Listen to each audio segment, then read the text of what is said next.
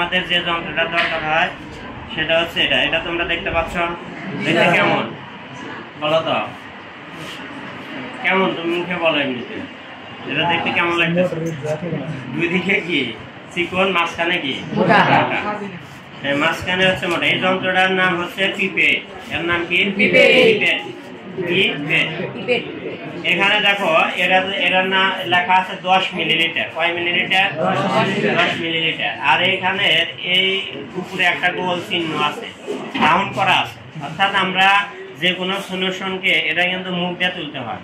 তাহলে এর ভিতরে একটা সলিউশন আছে, আমরা এভাবে নেব, মুখ দিয়ে এভাবে টান দিবে, টান দিয়ে প্রথমে একটু বেশি তুলতে হবে। এই যে এখানে যে গোল রাউন্ড আছে তার একটু কি বেশি তুলব। তোলার পরে মুখ দিয়ে তোলার পরে কিন্তু দ্রুত ঘড়ি আঙুল দিয়ে এটা কি আটকে দেবো, তাহলে কি পানি আর সলিউশন আর এখান থেকে পড়বে না।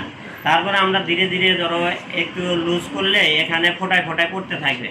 পড়তে পড়তে ঠিক এখানে যে গোল রাউন্ডটা আছে এর যদি একবারে নিচের সাথে পানির কিন্তু ভিতরে একটা সিলিন্ডারের ভিতরে উঠালে রাউন্ড হয়, গোল হয়।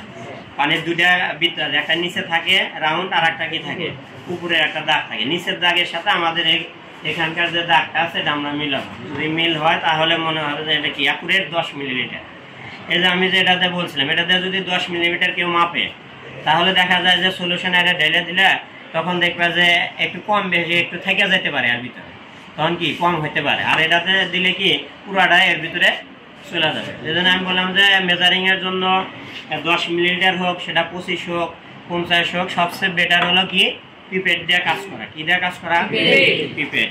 যেমন এটা আছে, এই পিপেটটা কিন্তু বড়, এটা কিন্তু আছে হলো 25 মিলিলিটার। 25 মিলিলিটার আমরা যে কোনো একটা দ্রবণকে মেপে এগুলো আসলে মাপতেছি আমরা।